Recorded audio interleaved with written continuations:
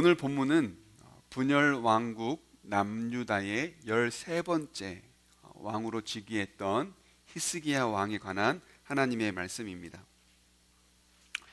히스기야가 이 남유다의 왕으로 등극했을 때 당시 남유다는 내외적으로 상당히 무너진 상태였습니다. 남유다 왕 중 선한 왕으로 평가받는 왕이 히스기야입니다. 대부분의 왕들이 선과 악을 함께 평가받는데 히스기야는 선한 부분만 많이 평가되었던, 선했던 그런 왕으로 평가받는데요. 그런데 히스기야의 아버지였던 선대왕이었던 아하스는 남유다 왕 중 악한 왕으로 평가받습니다. 왜냐하면 하나님을 버리고 우상을 섬겼기 때문입니다. 하나님의 성전에 있는 성물들을 다 집어치워 버리고 우상으로 그곳을 가득 채웠습니다. 성전의 문을 닫고 우상의 제단을 쌓았습니다. 하나님은 이를 돌이키기 위해서 때마다 진노로 매질을 하셨습니다. 남유다 주변 나라였던 아람, 에돔, 블레셋, 아수르 이 나라들을 통해서 아하스가 돌이킬 수 있도록 매질을 하셨어요. 그러면 그때 하나님께 돌아오면 됐었는데 그럼에도 불구하고 매질을 당할 때마다, 나라가 어려울 때마다 하나님을 찾지 않고 우상을 찾고 우상에게 도움을 구했습니다. 나라가 어려우면 아수르에게 가서 손을 내밀고, 나라가 어려우면 다메섹 신에게 손을 벌리고, 이렇게 어려울 때마다 하나님을 찾아야 하지만 하나님을 찾지 않고 계속해서 주변에 있는 힘 있는 국가나 그 나라의 우상들을 섬기는 우상 숭배를 했습니다. 그래서 결국 이 아하스는 가장 악한 왕으로 평가되면서도 그때 모든 이 나라가 다 무너져 버리고 말았던 거예요. 경제가 무너지고, 정치가 무너지고, 국방이 무너지고, 외교가 무너지고, 하나님을 떠나 불신앙으로서 우상을 숭배했기 때문에 결국 그 나라는 하나님의 진노로 모든 게 다 무너진 상태, 그 상태였어요. 그런 상태에서 아하스의 뒤를 이어 아하스의 아들인 히스기야가 분열 왕국의 남유다 13번째 왕으로 등극을 하게 된 겁니다. 그런 상태에서 왕이 되었고, 그런 히스기야가 이제 정치, 이 나라를 경제, 국방, 신앙, 외교 이 모든 것들을 이제 바르게 세워가야 되는데, 그때 히스기야가 가장 먼저 한 일이 뭐였을까요? 모든 것들이 무너진 그 상태에서 히스기야가 가장 먼저 바로 세웠던 것이 뭘까요? 오늘 본문의 앞에 있는 5절입니다. 역대하 29장 5절. 히스기야가 가장 먼저 한 일이 뭔지를 우리에게 말씀하고 있는데요. 함께 읽어봅시다. 시작. 그들에게 말하였다. 레위 사람들은 나의 말을 잘 들으시오. 이제 그대들 자신을 먼저 성결하게 하고 또 그대들의 조상이 섬긴 주 하나님의 성전을 성결하게 하여 더러운 것을 성소에서 말끔히 없애도록 하시오. 아멘.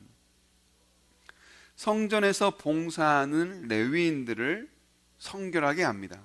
그리고 아하스 시대에 무너진 성전을 보수하고 성전의 기물들을 제자리에 돌려놓고 또 성전에 가득 채워진 모든 우상들을 다 치워 없애버리는 성전을 성결하게 합니다. 꺼져버린 성전의 등불을 다시 켜고 버려진 성물들을 다시 제자리로 돌려놓습니다. 그리고 온 백성의 죄를 씻기 위해 하나님 앞에 번제물과 속죄 제물을 드립니다.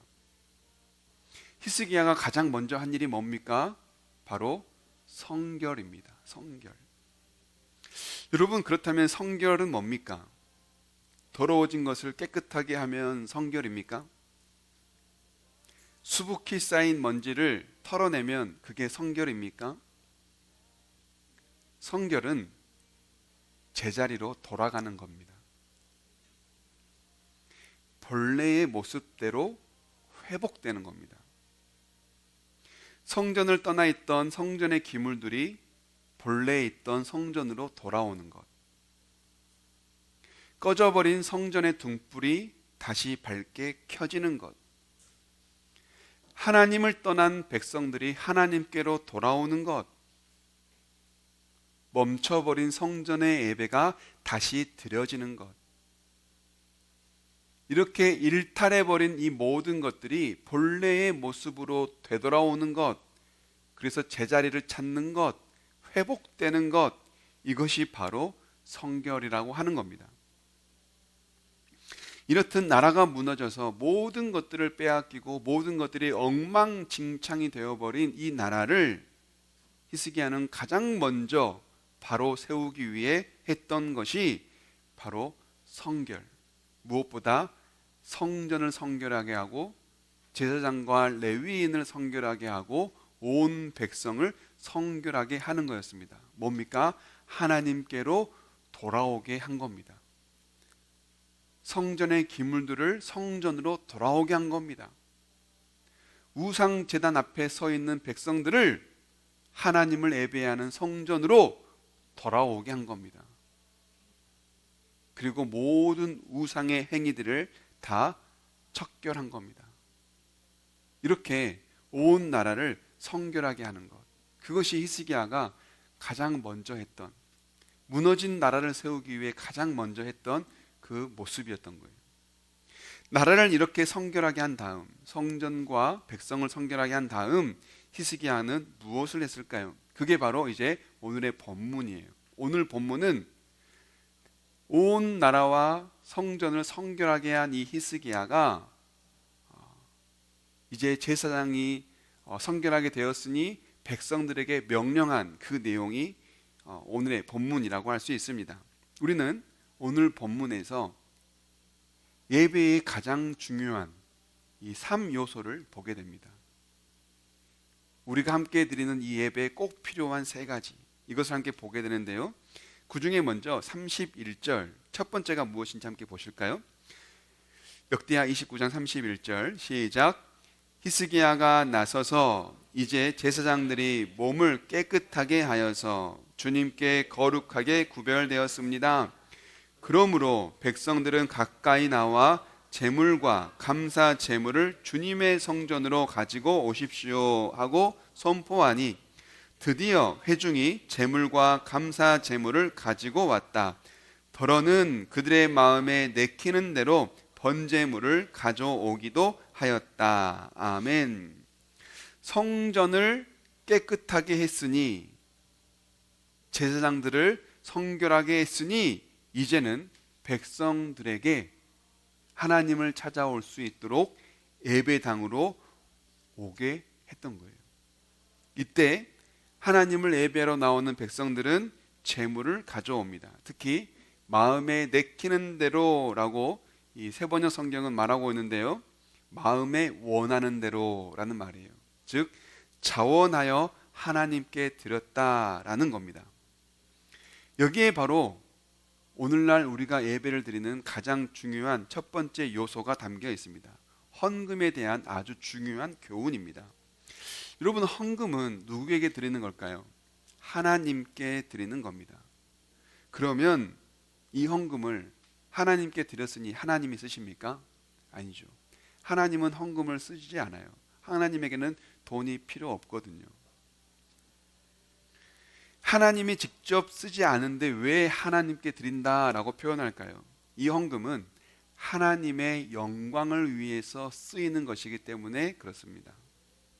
하나님이 직접 이 돈을 가지고 쓰시는 것은 아니지만 교회 공동체로 드려진 이 헌금을 하나님의 영광을 위해 쓰기 때문에 그런 의미에서 우리는 이 헌금을 하나님께 드린다라고 말하는 겁니다. 그리고 당시 하나님께 나오는 이 사람들은 자기의 죄를 씻는 번제물을 가져옵니다.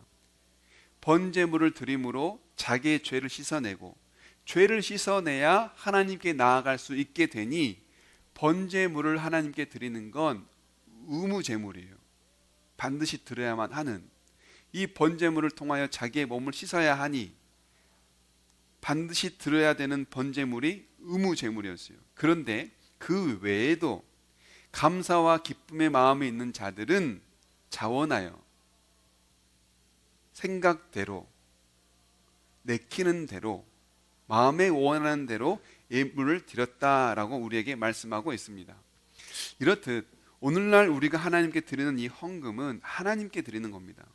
그리고 감사와 자원하여 기쁜 마음으로 드리는 겁니다.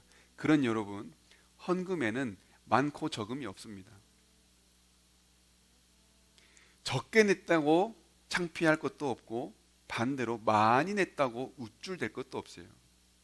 하나님께 기쁨과 감사로 드리는 것. 그러니 우리는 헌금을 드릴 때 액수의 마음을 둘 것이 아니라 뭐의 마음을 둬야 돼요?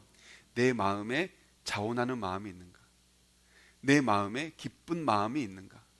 내 마음에 감사로 드리고 있는가? 내 마음을 점검해야지 자꾸 숫자에 점검하면 여러분 헌금이 아니게 돼요. 헌금을 드릴 땐 액수에 숫자에 연연할 것이 아니라 뭐에 더 집중해야 돼요? 우리의 마음. 이 헌금을 드리는 내 마음에 감사가 있는가? 이 헌금을 드리는 내 마음에 기쁨과 즐거움이 있는가? 자원하여 드리고 있는가?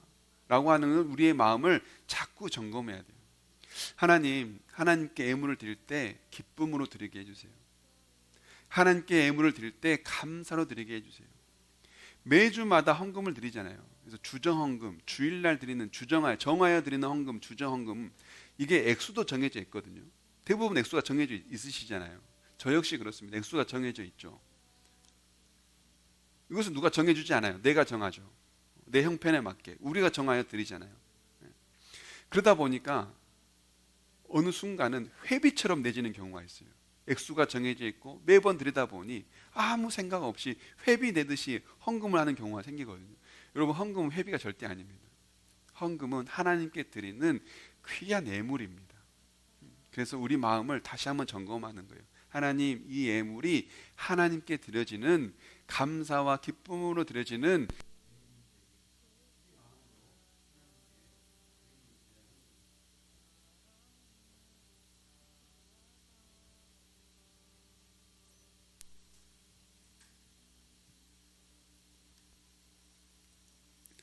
그렇게 해서 우리가 하나님께 이 예물을 드린다고 한다면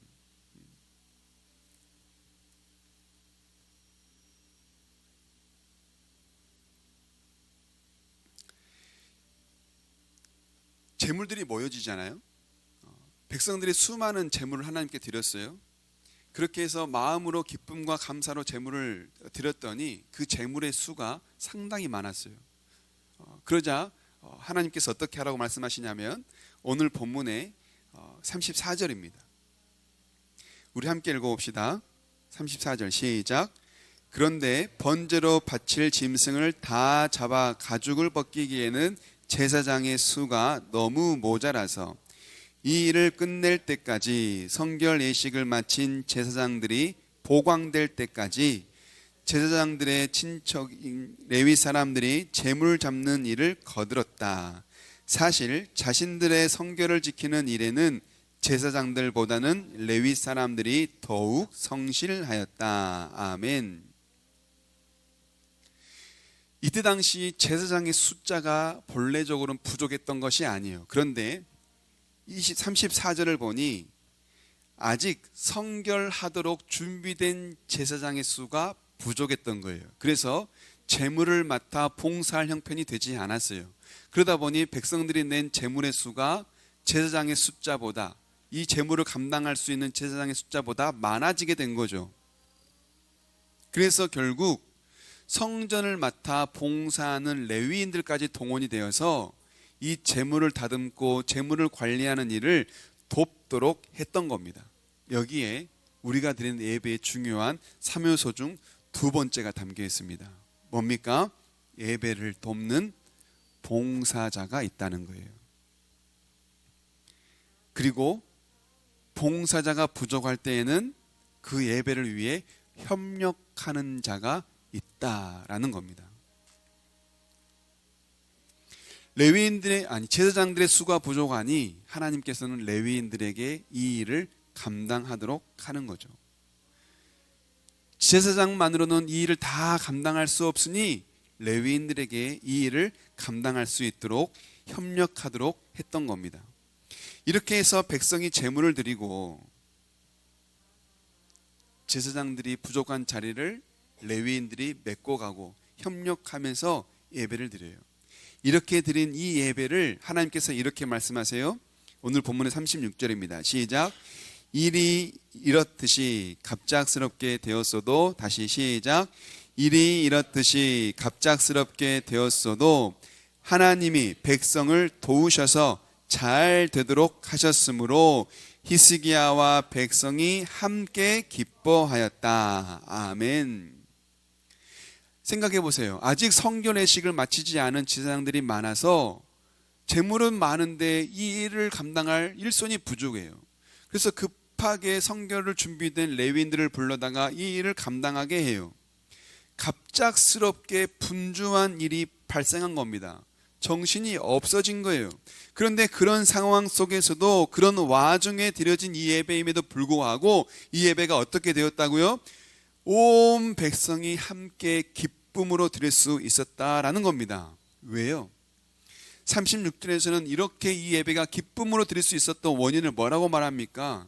하나님께서 도우셨기 때문이다 라고 말합니다. 이것이 바로 예배의 가장 중요한 사면소 중 세 번째예요. 뭡니까? 하나님이 도우신다. 이렇듯 우리는 오늘 본문을 통하여서 예배의 요소들을 보게 되는데요. 그 중에서 세 가지의 요소를 보게 됩니다. 뭡니까? 하나님을 예배하는 백성, 그리고 그들이 드리는 제물이 있다는 것. 두 번째, 하나님을 예배를 돕는 제사장이 있고, 제사장이 부족할 때에 이들을 돕는 협력하는 레위인이 있었다는 것. 그리고 세 번째, 이 예배를 도우시는 누가 계세요? 하나님이 계신다는 겁니다. 예배는 하나님의 도우심 아래 감사와 기쁨으로 예배당으로 나오는 성도가 있고, 그들이 마음을 모아 드리는 애물이 있으며, 이 예배를 돕는 봉사자들이 있고, 또는 봉사자가 부족할 때에는 협력하는 협력자가 있는 거예요. 이게 바로 함께 드리는 예배입니다. 예전에는 이런 말을 많이 썼어요. 예배를 본다. 어디 가세요? 예배 보러 갑니다. 이렇게 예배를 본다라는 표현을 예전에 많이 썼었어요. 물론 그 본다라는 말 안에는 드린다라는 표현도 담겨져 있었겠죠. 그런데 본다 이 말이 계속 전달되다 보니까 예배를 마치 보는 것으로 착각하는 경우가 생겨났습니다. 그래서 예배를 그냥 보는 거예요. 여러분, 예배는 구경이나 관람하는 게 아닙니다. 예배는 뭡니까? 하나님께 드리는 겁니다. 그러면 누가 드리는 겁니까? 앞에서 설교하는 목사만 드리는 겁니까? 찬양팀으로 준비된 찬양팀만 드리는 겁니까? 대표기도를 맡은 대표기도자만 드리는 겁니까? 아니에요. 예배는 회중이 있고, 목사가 있고, 찬양팀이 있고, 대표기도자가 있고, 그 밖에 여러 봉사자들과 함께 예배를 드리는 겁니다. 무엇보다 하나님께 도우심을 구하며, 하나님 이 예배를 도와주십시오. 그렇게 하나님의 도우심 가운데 드려지는 이 예배가 함께 드리는 예배예요. 함께 예배를 드리기 위해 꼭 필요한 자들이 있죠. 그게 바로 뭡니까? 도움과 협력을 주는 사람들이에요. 제물을 다듬는 제사장이 있었고, 제사장이 부족할 때에는 협력하는 레위인이 있었던 것처럼 우리가 함께 드리는 이 예배에도 돕는 자가 있다라는 겁니다. 예배를 돕는 자가 누가 있을까요? 목회자가 있고 찬양팀이 있죠. 그리고 대표 기도를 맡은 대표 기도자가 있습니다. 사람들을 맞이하고 환영하는 안내자가 있죠. 또 헌금을 드리면 이 헌금을 계수하고 관리하는 자가 있습니다. 이처럼 예배는 모든 사람들이 함께 마음을 모아 협력하고 돕는 가운데에 하나님의 도우심을 구하며 드리는 이 예배가 교회 공동체에 함께 드리는 예배예요. 그러니 여러분, 예배는 드린다. 그냥 앉아있다가 구경만 하다가 보고만 있다가 가는 게 아니라 마음을 다해 예배를 드린다라고 하는 그 마음으로 함께 하는 겁니다. 우리 교회 공동체가 이런 아름다운 하나님께 드리는 아름다운 예배를 드리는 교회 공동체가 되기를 원합니다. 단 한 사람도 그냥 앉아있다가 구경만 하다가 보기만 하다가 돌아가지 않기를 원해요. 모두가 이 예배를 참여하고 드리고 함께하고 동참하고 마음을 모으고 내가 할 수 있는 역할들을 감당하면서 그렇게 모두가 함께 드릴 수 있는 교회 공동체 예배가 될 수 있기를 주님의 이름으로 축복합니다. 아멘. 찬양 가운데 이런 찬양이 있습니다. 보여지는 예배가 아닌 삶 속에서 드리는 예배가 되게 해주십시오 라고 하는 찬양이 있어요. 여러분, 우리가 이렇게 함께 드리는 이 예배가 하나님께 드리는 예배잖아요. 그러니 남을 의식할 게 없어요. 하나님께 드리는 예배이니 하나님을 가장 먼저 생각하는 거예요. 그러면서도 이 예배 가운데 내가 할 수 있는 게 뭘까? 이 예배가 우리 공동체가 함께 예배하는데 내가 어떤 역할을 하면 우리 예배가 하나님 앞에 더 잘 드려질 수 있을까? 그리고 내가 어떤 역할을 하면 옆에 있는 지체들이 하나님 앞에 더 잘 예배할 수 있을까 하면서 내가 맡은 역할들을 또 해나가는 거예요. 찬양팀도 마찬가지, 안내하는 환영하며 맞이하는 사람들도 마찬가지, 헌금을 계수하고 대표 기도를 하고 하는 그 모든 사람들도 다 마찬가지로 하나님께서 내게 주신 이 예배를 통하여 예배가 더 예배될 수 있도록 내가 할 수 있는 역할들을 감당해 나아가는 것. 여러분, 그게 교회 공동체로서의 함께하는 예배입니다. 우리 교회가 그런 예배가 되기를 원해요. 함께하는 예배, 함께 드리는 예배. 그래서 단 한 사람도 그냥 앉아있다가 돌아가지 않고 모두가 기뻐하는 예배, 예배 가운데 단 한 사람도 소외받지 않는 모두가 함께 즐거워하는 예배, 그런 예배가 될 수 있기를 주님의 이름으로 축복하며 또 기도합니다. 아멘. 우리 함께 주 앞에 찬양 드리며 나아가기 원합니다. 보여지는 예배 아닌